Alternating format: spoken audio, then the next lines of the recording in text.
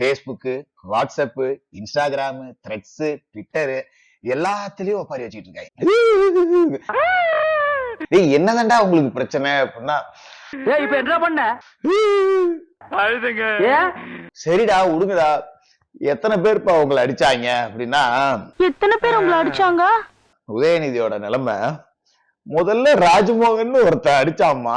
மக்கள் திமுகவினுடைய 40 நாள் அல்ல 5 ஆண்டுகளையும் பார்த்துவிட்டு அந்த வந்த ஏமாற்றத்தால் தான் இப்படி ஒரு தீர்ப்பை எங்களுக்கு வழங்கி இருக்கிறார்கள். லேசாதான் வலிச்சுது. ஸ்டாலின் படத்தை நாங்கள் போடவே இல்லையே என்று பெருமையாக சொன்னார். அப்புறம் ஏன் சார் லேப்டாப்ல மட்டும் அந்த படத்தை போட்டீங்க? நீங்க லேப்டாப்பில் போட்ட படத்தை எங்கள் மாணவர்கள் திண்ணர் வைத்து அழித்து விட்ட காட்சிகளும் சமூக வலைதளத்தில் பார்த்து கொண்டுதான் இருக்கிறோம்.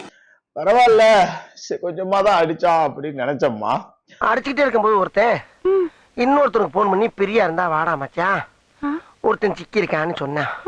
7 அடியில ஆதரவு ஒருத்தனை கொண்டாந்து விட்டானுங்க அம்மா. இந்த 5 வருடத்தில் ட்ரக்ஸுக்கான பிரச்சனைகளை எத்தனை முறை ரிவ்யூ மீட்டிங் போட்டு சரி செய்யப்பட்டது. அன்று டெப்டி சிஎம் இருந்தவர் அவன் ஒங்கி குத்தனாவும் ஒரு குத்து 10,046 காசா இன்கிரீஸ் ஆயிருக்கு. உங்களுடைய ஆட்சியில எந்த நேரத்துல டெப்டி சிஎம் இருந்து இந்த போஸ்கோ வழக்குகளை நீங்கள் ரிவ்யூ மீட்டிங் பண்ணி குறைச்சீர்கள்?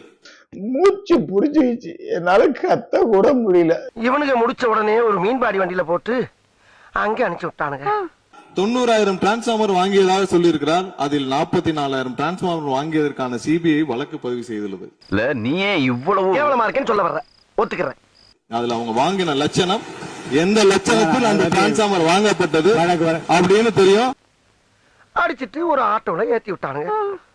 சரி நம்ம வீட்டுக்கு தான் அனுப்புறானுங்களோன்னு நம்பி ஏறி உட்காந்து, சரி இதுக்கு மேல இங்க இருக்க கூடாது அப்படின்னு சட்டசபையை விட்டு வெளியே ஓடி வந்தா, அது நேர இன்னொருத்தர் இருக்க மூத்திர சந்துக்கு போச்சு. அந்த மூத்திர சந்துக்குள்ள கடைசியா கோட்டு போட்டுக்கிட்டு விஜய்னு ஒருத்தர் உட்காந்து ஈவில்ஸ்னு டெவில்ஸ் பேசக்கூடாது. என்ன கண்ணா முன்னாடி அடிச்சதோட மட்டும் இல்லாம நாங்க தான் அனுப்பி வச்சோம் அப்படின்றாங்களே. அனுப்பி வச்சவங்களுக்கு மினிஸ்ட்ரியில இடம் கொடுத்தா ஏன் கதறீங்க? ஏன் இவ்வளவு கோவம்? ஏன் இவ்வளவு கதறல்ஸ்? மூச்சு திணற அடிச்சானுங்க.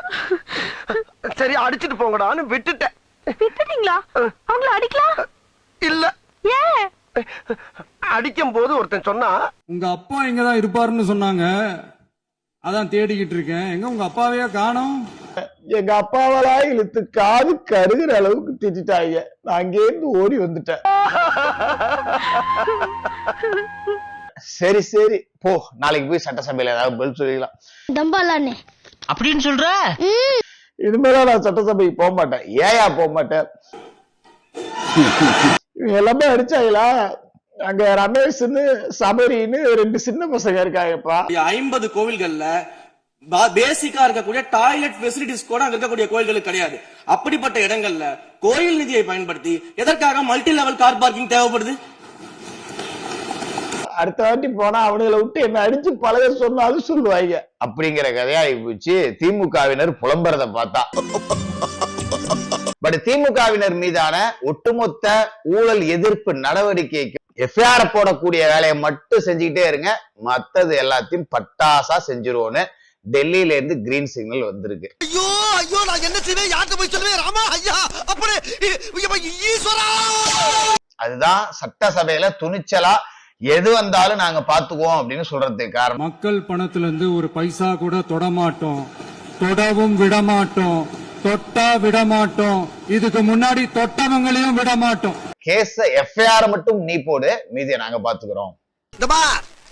நான் அடிச்ச மணி கடவுளுக்கு கேட்டு சொல்லியோ கவர்மெண்ட்டுக்கு கேட்டுருச்சு. மாநில அளவுல பழிவாங்கும் நடவடிக்கை அப்படின்னு சொல்லிட்டு நீங்க போய் தொட வேண்டாம். நீங்க எஃப்ஐஆர் போடுங்க. எங்க கிட்ட இடி இருக்கு, எங்க கிட்ட சிபிஐ இருக்கு, வரிசையா நாங்க ஒவ்வொருத்தரா ஏவி விடுறோம். புடிங்க சார் அவனை, புடிச்சு ஜெயில போடுங்க சார் அவனை.